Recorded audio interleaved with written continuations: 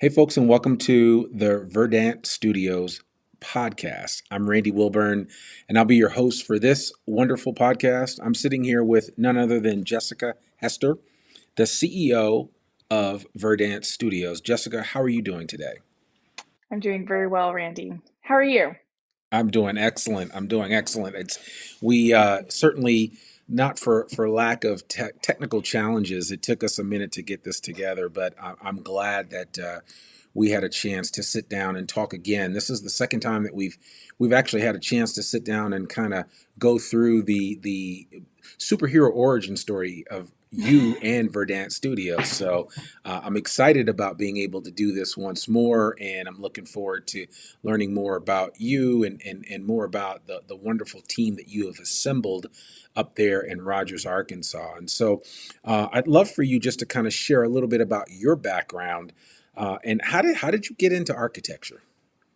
Yeah, well, like I think many people, I became fascinated with architecture when I was younger. Um, and then I took a class in high school that was actually home ec. And home ec, you think, okay, you learn how to sew and cook some eggs, balance a checkbook. Uh, but in our home ec class, we did a project that involved really it was a furniture plan, which now as an architect I understand is really more of an interior design role. But I knew no different and thought that was architecture, and I loved the project. Everybody else spent 4 or 5 hours on their project. I clocked in over 100 hours on my project, and uh, I did get an A plus, and decided that architecture was the route for me.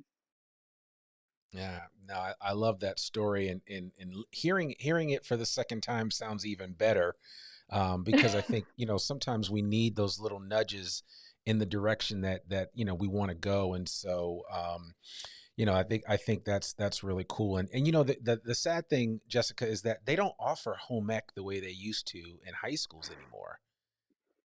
I've heard that.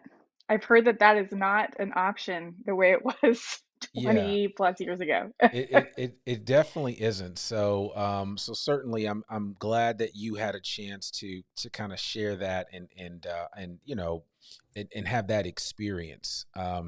So listen, I wanted to I wanted to know what was your experience in college like, as far as going and being a female architect in a Mm. fairly male dominated industry. How did you manage that? I don't think I would have realized that it was a male-dominated industry if it wasn't for my mother. Um, my parents were not thrilled about the idea of me becoming an architect. There was a lot of conversation about my role as a part of a family unit and what that would mean, uh, choosing a career that was truly a career profession that they knew was going to require a lot of hours and dedication. But after, I think it was just a semester of undergraduate school, they really came around. They saw my passion and my zeal for the field and got on board and have been my biggest cheerleaders ever since. Oh, you gotta love stories like that. I think that honestly is what kind of helps, move the needles for young people these days. And I have three young boys, so I'm constantly trying to encourage them to Mm, go in the direction that they need to go in and to be successful. And so, I love hearing stories like that. So. yeah. So listen, I would love for you to just tell us a little bit about how Verdant Studios started. I mean, nobody wakes up one day and says, I'm going to start an architecture firm. As hard as it is, and as much of a challenge as it is to start any business for that matter, but what propelled you to say, you know what, I think I can do it.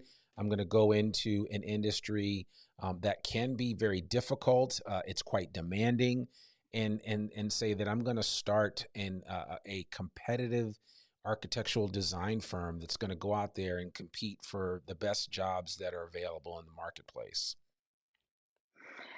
Um, well, I had done it before. So I didn't question doing it again. Verdant Studio is actually the second architecture firm that I've started. The first one I started in Georgia. I had an equal partner in that practice, and when I moved from Georgia back to Northwest Arkansas, I sold my ownership in that to my partner. Um, you don't realize what a risk you're taking when you've never taken it before. Yeah. I don't think. I think it actually there's a level of fear in doing something for the first time, but when all you've seen around you is people who are willing to take risks, then you just do it yourself without thinking about it. Um, if my 36-year-old self would look back at my 26-year-old self and say, "Hey, you might not realize it, but this is really risky," that would have been a revelation Yeah. um, to my 26-year-old self. Well, yeah, and I remember you talking about a lot of the work that you were doing, and you kind of, I think you called it, or maybe I called it a baptism by fire, because you just got kind of thrown into the deep end of the pool when it came to work and when it came to dealing with clients Mhm. and the like. So I guess there is some benefit of not having the chance to really worry about how you'll be Yeah. perceived, whether you'll be able to do the job. I mean, you really just got thrown to the wolves, if you will, and you came out unscathed. Yeah. Yeah. I mean, I think a lot can be accomplished in life with a teaspoon of grit and a pound of determination. And that's what we did. That's what I did. That's what my team has done. And we've gone through we've gone through the fire. We've had a lot of really tough things happen over the last several years. Um, and you know, you hear this metaphor all the time about how pressure can turn carbon into diamonds, and that's really, I think, what's happening at Verdant Studio. We're constantly under a tremendous amount of pressure, and the more pressure we're under, the shinier we get. Yeah, no, I love that. That's a great illustration. I also use one of refining fire, right? When you want to take gold and refine it, you have to Hmm. burn off all the impurities, right? And so, in the same way that you would apply pressure to coal to ultimately become a diamond, with any other fine metals, you have to basically get rid of all of the bad stuff so that only the best part of it that's left can shine. And Yep, so that's kind of where you are right now. that's right. That's right. And we're hoping that we're gonna get so shiny that we just burst into a million pieces Yeah. and Well, get to share that shiny with everybody. exactly. And I'm here to witness that. So, like LeBron James, be a witness. I would definitely like to witness the ascent of Verdant Studios. I think I'm actually seeing that as things play out. So, just to give the audience an understanding of what you were actually working on before, when you were in Georgia, before you came here to Arkansas, and we'll talk about that in a second. But I would love for you just to paint a picture for the audience about what the work that you actually cut your teeth on, because it was really quite interesting. So Yeah. Yeah. So, Georgia, where I was practicing, was outside of Atlanta. So we weren't competing with all the firms in Atlanta. And we were exposed to a lot of community-based work. So we would do a lot of things for restaurants and uh, nonprofits, and we community kitchens and churches and all of that. But we also were the architect on retainer for Berry College, which is the largest land owning university college campus in the country, over 26,000 acres of campus. wow. Lots and lots of buildings and things to take care of there. Um, and as part of that responsibility, we were working on projects that were complex, extremely historic in nature. So one of the buildings I got to work on, if you've seen Remember the Titans, there's some beautiful architecture, Gothic architecture in there. All of that is Berry College campus. Yeah. Um, and then, enormous projects like the largest tennis center in North America, 72 courts was also one of my projects. So the gamut was a full breath, Yeah. as small as projects you can get and as big as they can get. Yeah, that's exciting. And so you basically took all of that experience and in the early part of your career, you packed it into a bag and then you moved back to Arkansas in 2015. What was that like? Was that a plan, or did it just kind of evolve over time? It was a plan. It was, well, I guess I shouldn't call it a plan. It became a plan. Yeah. I In 2015, I had a desire to return to Northwest Arkansas. My family is here.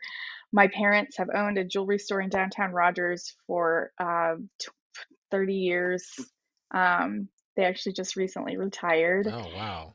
And I wanted to be closer to them and my brother, who's also here. So at that point, packed my bags and moved back to Northwest Arkansas. I took a job at the University of Arkansas's Community Design Center, which for those of for those folks in Northwest Arkansas that are familiar with architecture, they've probably heard of it. It's a practicing firm inside of the university. It does incredible work. My experience there was fantastic. I also, before I even started working again after moving here, I started Verdant Studio. I I come from a family of entrepreneurs and business owners, and there's a rule: everyone must always have a business at all times. So it was Now just now we call that having a side hustle, right? But everybody has right. to have something. Yes, yes. And so my side hustle was Verdant Studio, and I started the practice while at the university. It kind of sat there on a shelf for 6 months, and then I picked it back up full time again. Wow, that's exciting. And speak a little bit about the fertile soil that is the University of Arkansas when it comes to architecture. I know when we last Yeah, spoke, we talked about, there's a lot of wonderful architects that have come out of the U of A, including yes, Marlon Blackwell, and he's one of the first people that comes to mind. But there's so many others. right. What was that experience like, being around so many top-notch, top-flight design professionals? Yeah, there are some incredible designers at the university who are current faculty there, as well as former alumni. Um, that the school itself, and the university, the community design center inside the university, are constantly winning projects that are funded by groups like the EPA and and arts councils and big government agencies like that, and they're being tasked to come up with really creative solutions to really complex problems. For example, one of the projects I worked on there was a watershed plan for the city of Conway, which has an enormous amount of pollution in its public water systems. And so you think architect, watershed, how do these things combine into a university project? And they do. As architects, we're taught to be creative thinkers. We're taught to think critically about problems and problem solve, and we're actually really not taught how to be architects in school at all. Just as a secret, Sure, um, sure. we're taught to think smart, and so that's what we were doing at the university. Um, the University of Arkansas has one of the highest reputations as far as producing fantastic architects, and it was very exciting to be part of that. Yeah.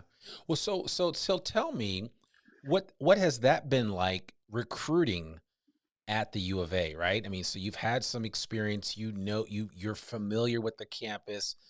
Now you go up there because you didn't graduate from the U of A, but Correct. now you go up there as a firm owner, and I'm using Hmm. air quotes now. And what is it like recruiting up there now from when you're wearing a different hat? Sure. Yeah, it is a different hat. It's exciting hat. We the market right now is so hot, and everyone in Northwest Arkansas is hiring. We're so lucky and blessed to be in such a growing and vibrant community here. We have found that our role as employers is a really mutually beneficial one.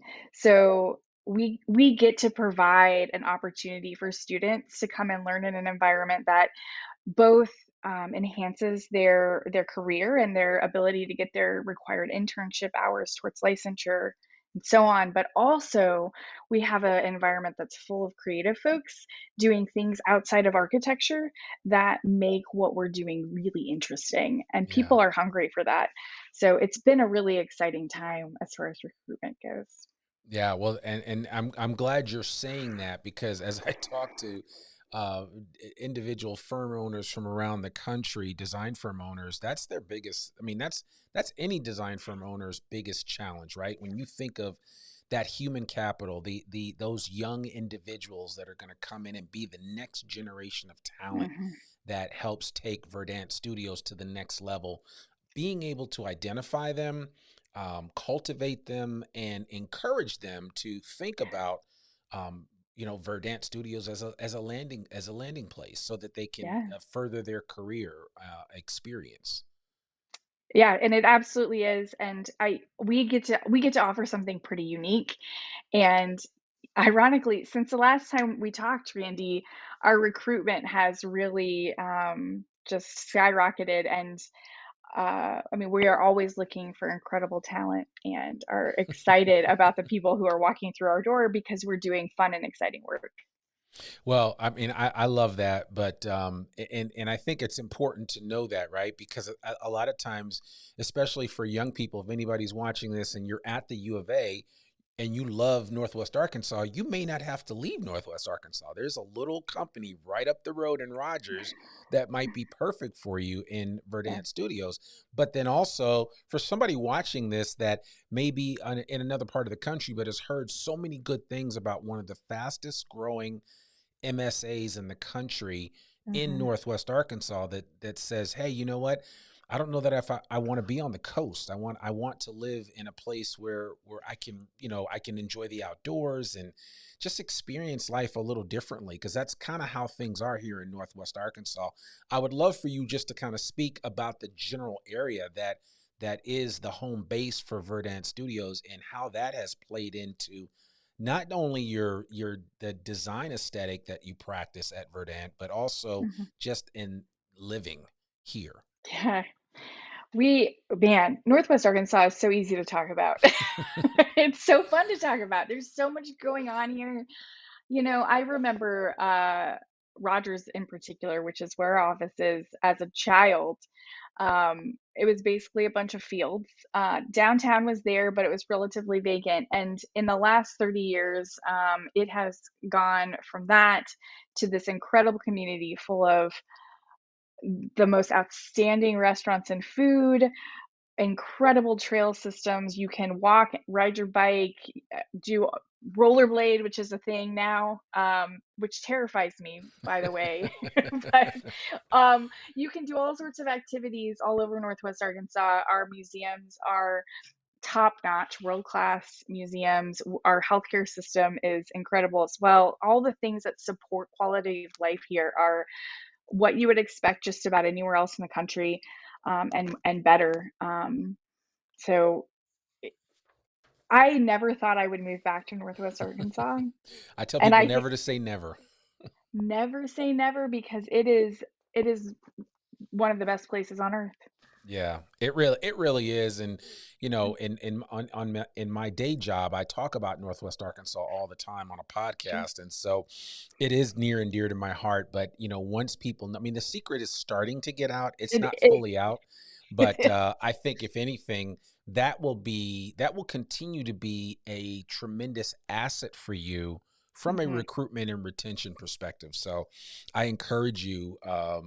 To kind of continue to take advantage of it. So Yes. why don't you give us kind of just a walk through the iteration of Verdant Studios and how you guys actually got started. So really was what was a side hustle became a full-time thing, but just kind of walk us through the iterative process of Verdant because you're not just an architectural firm. You guys are also you have a unique component to your business where Mhm. art is a big part of that. And when I saw how you married those two concepts together, I was really intrigued. And then I got to know Dayton, one of your colleagues, and Mhm. just seeing how you guys are running, and you're not doing design firm work as normal. You're doing things a lot differently, and I would love for you just to kind of walk our audience through just this Mhm. iterative process at Verdant and how you guys have grown.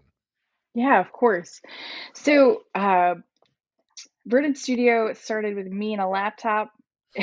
There's no doubt about that. I wasn't in a garage, although I love those stories. You could say that. That Um, sounds fine. I mean, it's like it's either the garage or the back porch or a tree house. I mean, it's something, right? yeah, yeah, yeah, So yeah. Treehouse. I'm gonna go with treehouse because that there you that is go. awesome.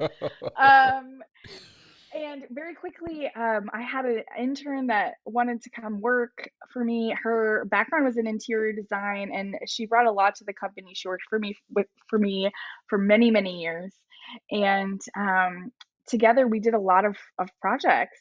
Really, kind of we call it capital A architecture, right? So standard design, produce documents, give them to a contractor, and a contractor builds them. Yeah. And these were typically pretty small projects, a lot of residential work, little small commercial projects, coffee shops, that kind of thing. We did that for a few years. We added people. I joined forces with a couple of other female architects who were also solo practitioners, Hmm. and together we shared overhead staff, which was fantastic for all of us. And we started a women's collective of architecture practitioners called Valkyrie. Um, it was a fantastic move. At a certain point, we kind of all grew out of that, and now we have much bigger practices. Um, and so I ended up back in Rogers at the time I'd moved to Fayetteville, and I acquired another architecture firm and brought that under the umbrella. And after that happened, we went basically overnight from being 4 people to being nearly 20 people. And that happened in January of 2020. And we all know what happened in January of 2020. The world started to go into chaos. And by April, we had lost 90% of our work. And Wow. it was a terrifying time. We lost 90% of our work in 72 hours, and I had just become a CEO. So we weathered the storm. We did everything we could. We worked together. We made a lot of team decisions, and we made it through. Our clients, although we lost work for a while, they came back to us, and we made it through a lot of really tough times in 2020 and 2021. And then after that, we've really just been able to refocus. In March of 2020, Dayton, as you mentioned, joined the team and started to develop. He's a public artist, a sculpture artist by training, and started to develop public artwork within the umbrella of Verdant Studio. And together, that art team, the architecture team, the interior design team, and I haven't gotten to research. I'll talk about that in just a second. We all come together to do these incredibly creative collaborative works. And they range in scale from really small temporary deployments to larger business development uh, projects. So that is Yeah. Verdant Studio in a nutshell. Yeah, I mean, Yeah, yeah, Verdant Studios plus COVID, which equals if you survive this, then there is hope, right? I mean, that's yeah, the thing because you're on the other side of that, and I tell firm owners that all the time because I think it's important to recognize that that honestly, the COVID-19, I mean, as sad as it is and as terrible of an event as it's been for the world, has been kind of that pressure, right? On that with that diamond pressure that we've been talking hmm about. Those yeah, that those that can withstand that pressure and can grow in the process are the ones that are really looking up right now. I mean, things are yeah. looking bright because of the way technology has advanced and now we've got this whole thing which we didn't talk about the last time we spoke of artificial intelligence or AI as the cool kids like to say, how Yeah, that's going to fundamentally change how design professionals work, how they everything. operate, how they interact with their clients, and so I think they're just really interesting times. I don't know about you, but I'm very bullish about the future, and so it's going to be exciting to see how things grow in general, but specifically how design firms and firms like Verdant grow and find new meaning in the things that matter the most to all of you as practicing architects and practicing design professionals. Yeah.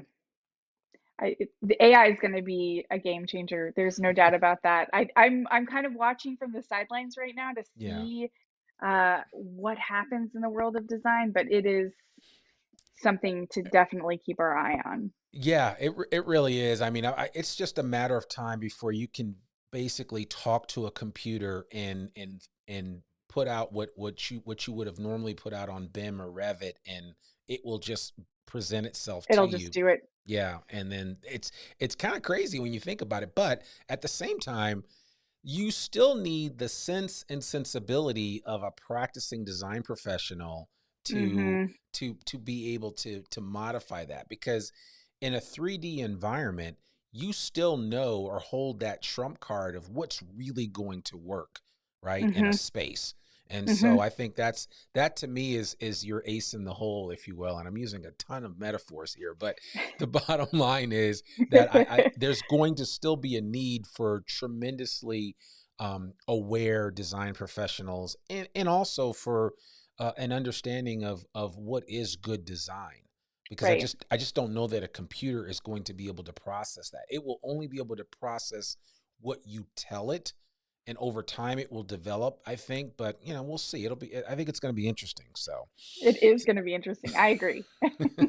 so tell me, so that you've made it through COVID, you guys are continuing to grow, you're expanding in an area specifically of Rogers, which is really, I mean, fast growing. I mean, the downtown, or DTR, which is what Mhm. everybody calls downtown Rogers now, that it has expanded. You've got some really cool restaurants relocating to that area. You have Yes. one of the top coffee roasters in the world in Uh-huh. Onyx, right down the street from your office. There is a lot that is offered in Rogers, which at one time was just a sleepy little town Mhm. stuck between Bentonville and Fayetteville.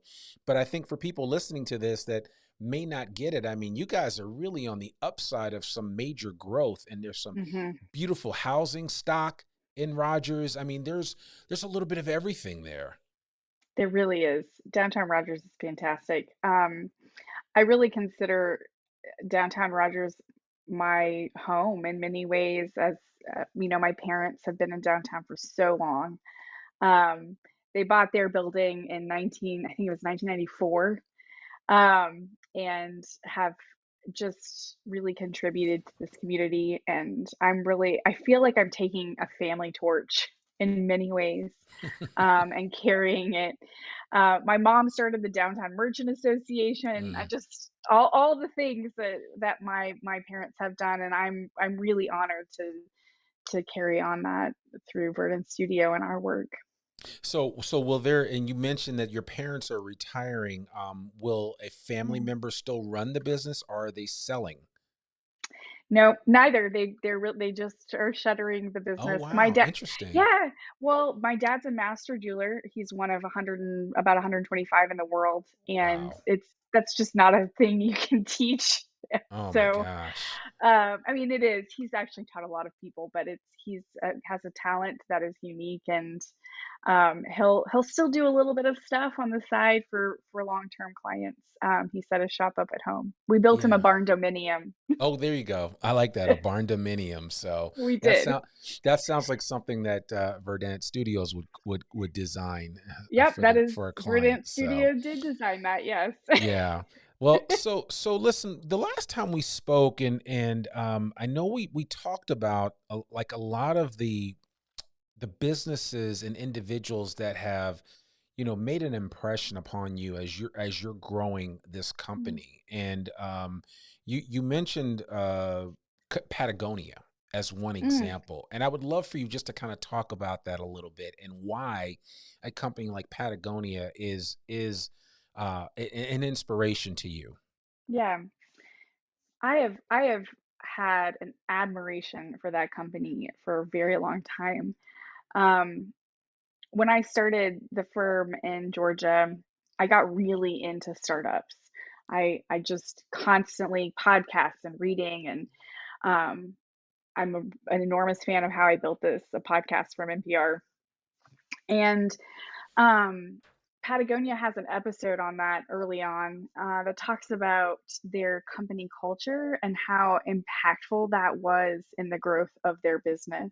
Yeah. And it really just got me thinking, how do you create value in a business that's not so much about the product that you provide, which is important. You cannot have a business without a good product. Um, but what makes that product the best possible thing it could ever be? And it's the people behind it. And so I set out to build a company that was the best version of somewhere I wanted to be. That really was contributing not only to the outcome of the work, but also to the people's lives who made that work possible. Yeah. Yeah. No, that I mean, there's a lot that you can do with that, and I think that looking at that, I know the company recently sold, and Not I want exactly. well, they kind of turned it over to their employees, right? They did. And what is fascinating to me about that transition is the fact that they are still living within their values as a company. Yeah. Everything about that sale has to do with the sustainability of the earth because that is one of their biggest mission goals. And I love how they've just really leaned into that. Sustainability is a big part of our goals and our ethos as well. And so that's another reason why Patagonia is such an important um, pedagogical example of how to do what we're doing, even though they sell clothes and gear and products, and we sell thought and lines on paper. Um, I have a lot of respect for what they've done. Yeah. No, well, and certainly they are, there are some companies to aspire to and how they operate and run their business, and I would say unequivocally, I don't care what industry or vertical you're in, Patagonia and the way that they operate, the way they treat their employees, Hmm. it is something to be admired for sure. It is. Yeah. So, what's next for Verdant? What are you excited about for the future? What gets you out of the bed in the morning besides a client's phone call that just has you saying, you know what, this is going to be a lot of fun. Yeah. Well, being busy is very fun, and we are very, very busy, and it's fantastic. So I am grateful for that. But one of the most exciting things that's happening right now is we are opening a new office in another state, and that is incredibly exciting and a lot of work. But the fact that we're to a point where we can expand our practice means we've done something right. Yeah. And now we get to serve another community, which is fantastic. Well, that's exciting. And was this something that came about because of an existing relationship, or was it a new relationship that caused you to decide that expansion was this was the best time to do an expansion? Because and the reason why I asked that is because a lot of design firms are either consolidating or are looking for ways to partner up with somebody else to collaborate. And so I'd be interested to know what was the genesis behind that. And you don't have to say where you're going yet, which is fine, but we'll probably come back and revisit this conversation down the road to see how it's going. But what really pushed you in that direction to consider opening up another location? Yeah. I think maybe we came about it the kind of inverse way as of most people. So really it was the outcome of a need of one of our team members. Oh, okay. And it's not something I would do just for that reason. I wouldn't expand just because somebody essentially wanted to move. It was a much bigger decision than that.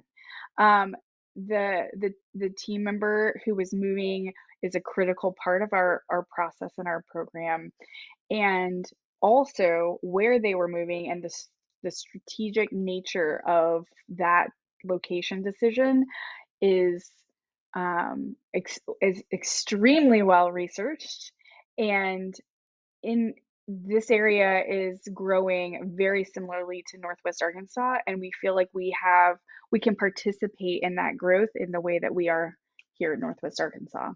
Yeah. Well, I wish you guys nothing but success with that. I know you're going to knock it out of the park, and I can't Thank wait you.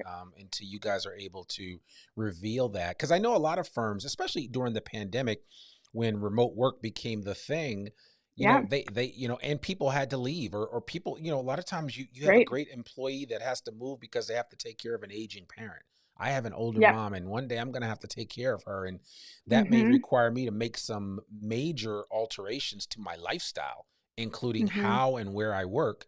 And I know in the past, historically, a lot of firms, especially firms in the design industry, this is no shade against Verdant Studio because you guys are a younger firm and you guys are more malleable, but there are older firms that looked at that askance and said, well, we're really not interested in doing that because Right. if you can't be here and I'm, wherever that here is, then, we're not interested in doing it. But nowadays firms are like, heck, you could be across the street, you could be 2,000 miles away, and we can be next to each other via Slack, via technology, via Yep. just so many different tools that are at our disposal nowadays, that Mhm. why would you let a good person go or good That's people exactly go? right.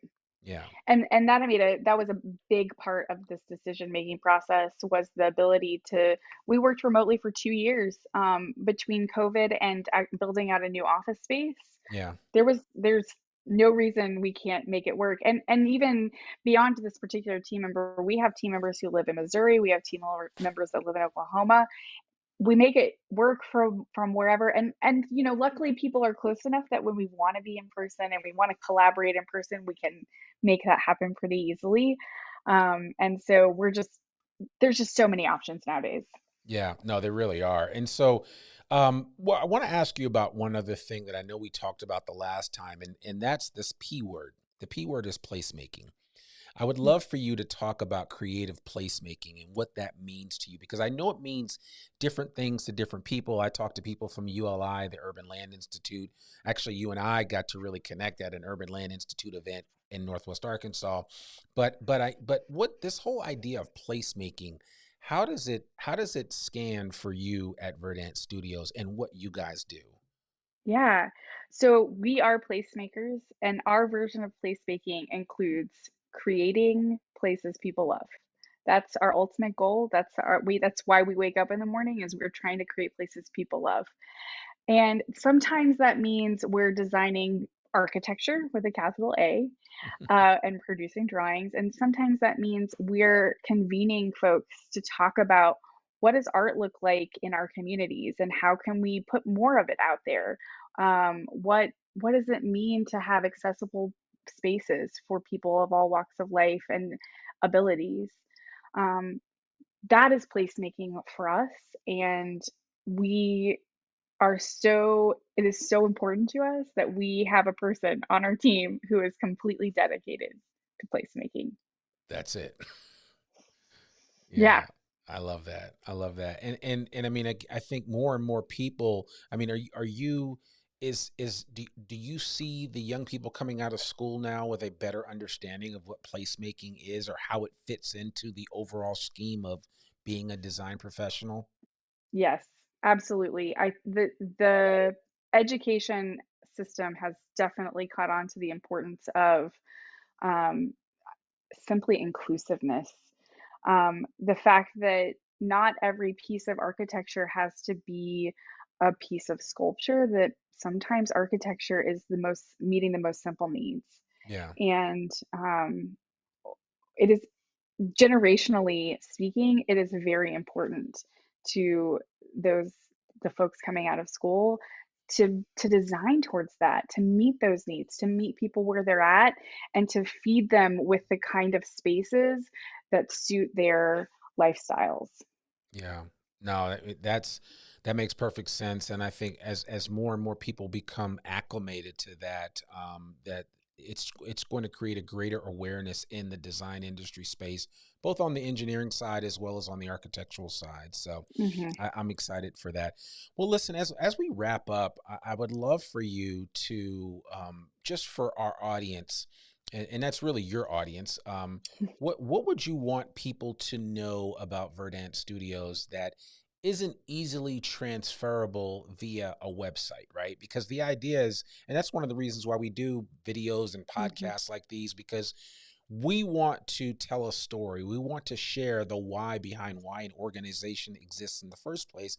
And as beautiful as a website can be or a landing Hmm. page, it doesn't fully translate who we are and what makes us so special. And you've kind of walked us through a number of different things that kind of separate Verdant Studios from a lot of other design firms. But what would you, I mean, in a nutshell, for a young person listening and saying, thinking, you know what, maybe I should send these guys my CV or resume, or Hmm. I might need to put a flag on any job posting or job alerts that come out of Verdant Studios, Hmm. because that's the type of firm. Jessica is the type of person that I would like to align with, that I would like to be mentored by. I mean, Hmm. what would you communicate? How would you communicate that to our listeners? Well, I would say that this is actually something a client said to me just the other day. And it's it was obvious to me when they said it, but I never thought about it in this term. We design without ego. We are striving to meet the needs of our clients and our collaborators, and that is it. Yeah. This is it's so if you are designing because you want recognition or you want um, to have something on the cover of Architecture Record, then we're probably not the right fit for you. But if you're designing because you want to serve your community and you want to design beautiful places for the people that you spend your life with, then that's what we do here. Yeah. I mean, you guys strike me as what I would call being a thoughtful design professional, right? Like, not that other design Mhm. professionals aren't thoughtful, right? But you guys go that distance when it comes to that. When it comes to really, as you say, placemaking, creative placemaking, and making a place where everybody feels part of that location, whatever it might be. You put a Mhm. lot of time and effort into that. It's more than just the walls, it's more than just the roof. There's so Yeah. much more to it. So, Yeah. We design with feeling, and emotion, and we wanna make sure that we're capturing the needs of our clients and our community's emotion in every project that we do, whether that be designing a custom home, which starts with a conversation about feelings and lifestyle, not about program and, you know, all the other things that go into designing a house, or if that's designing a park or a big commercial building, it's not all the same, but it all is feeding people's feelings, and all we're trying to do is support those decisions and make sure that people are comfortable and that their needs are met. yeah, yeah, no, that's great. Well, lastly, because I didn't want to ignore this area because we talked about it, art, architecture, interiors, but also research. How does research play into the role that Verdant Studios has in the design industry space? Absolutely. So we put research on our logo and on our website because it is a deliverable. It is not just a process or a afterthought or forethought. It's a deliverable for us. So we perform research within the context of design and placemaking. That can sometimes look like survey work, market study analysis, but it can also be really in depth white paper research. Right now, we're doing an entire deep dive into the fire code as it relates to single family homes because we are in Rogers, Arkansas right now is the only city in the entire state that's requiring fire sprinklers in duplexes, Mm, uh, okay. duplex, triplex, and quadplexes. And we think that that is an impediment to affordable housing in our community. Yeah, And so, as a result of that, we are going to produce a series of research papers and present them to City Council in an effort to combat that ordinance, yeah. so that affordable incremental development can more positively impact our community. Oh my gosh. I mean, it's funny you say that because I spent many years in Boston, and I actually did Mhm. research. I did some real estate in a former life, and in Boston, they actually had to grandfather multi-family properties from the sprinkler ordinance because Yeah, otherwise it would have been cost prohibitive for anybody to make those modifications. to Now, what they retrofit, yeah. said was anybody doing, some things were grandfathered in, but some things were not. But for the most part, I want to say it was up to a triple decker. You could go without putting a sprinkler system in, and then anything beyond that, quad or anything, you had to. You had to put. But because first of all, just in case anybody doesn't know, sprinkler systems are really expensive. So, and that's a major line item on anybody's budget when it comes to real estate development. So, I Yes. think that's going to be really valuable information, and I suspect that your research department is going to continue to grow because as Northwest Arkansas grows specifically, and as you see us kind of push or blur the lines of what proper development looks like in Northwest Arkansas, it's going to be incumbent upon firms like Verdant Studios to help lay the groundwork for what proper development, what Mhm. proper growth looks like. So I'm excited to see what the future holds for you. Me too. I'm and what a legacy that can be as far as impacting the future of this community. I think that it's some of the most important work that we're doing. Absolutely. Absolutely. 100%. Well, listen, Jessica, before we close out, I'd love for you just if anybody listening to this wants to contact you directly, the El Jefe, as we say, the head person, what's the best way for them to contact you? The best way to contact me is email, and my email address is jessica@verdant-studio.com. Feel free to reach out to me directly. Yeah, and the website is verdant-studio.com as well. You can also find Jessica on LinkedIn. A lot of people connect that way, and just about all of her colleagues are on LinkedIn in some way, shape, or form. And we're also Yes. going to have another outstanding colleague from Verdant Studios on this podcast. His name is Dayton Castleman. You'll definitely want to stay tuned for that. We'll figure out a way to link it in this video so that when you're watching it, you can go right on to the next one and just kind of just enjoy learning more about this amazing design firm based right up in Rogers, Arkansas, focusing on art, architecture, interiors, and research. Jessica, Hester, thank you so much for joining us on the inaugural Verdant Studios podcast. Thank you, Randy. Absolutely. Well, folks, there you have it. The first episode of the Verdant Studios podcast. We really don't know how many of these that we'll do, but we'll continue to engage and enlighten folks on a lot of the amazing work that Jessica and her team are doing. Like I said, if you don't know them already, you will very soon. So stay tuned, and maybe one day down the road, you'll look back at this video and be like, "That was the beginning of something that was happening amazing in Rogers, Arkansas, and look where they are now." So we're excited that you tuned in with us. We really appreciate it. Stay tuned for more episodes to learn all about creative placemaking and all of the wonderful work that Verdant Studios is doing around the country. I'm your host, Randy Wilburn, and we'll see you back here soon. Peace.